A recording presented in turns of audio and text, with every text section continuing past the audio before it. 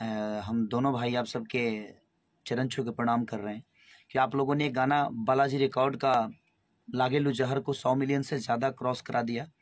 और उसी जो मैंने वादा किया था कि जो भी राइटर का गाना 100 मिलियन होगा उसको 1 लाख रुपये कंपनी की तरफ से मैं दिलवाऊंगा या मैं दूंगा, वो मैं ही दिया क्योंकि उसका सूत्रधार मैं बना।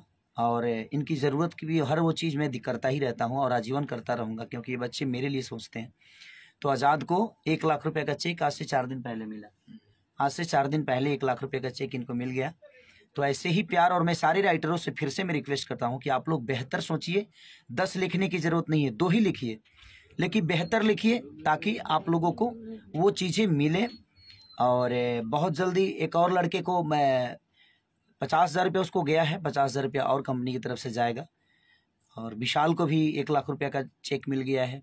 फिर से एक उसका एक गाना हुआ है, क्या बोलते हैं वो, सैया के बेलल रोटी 100 मिलियन से ऊपर है, उसको भी 1 लाख रुपया का चेक जाएगा। तो मैं सारे राइटरों से यही कहना चाहता हूँ कि आप लोग बेहतर सोचिए, 10 की जगह पे 2 सोचिए, लेकिन कोशिश करिए कि उससे आप लोग 5,000 रुपये कब तक लिखिएगा।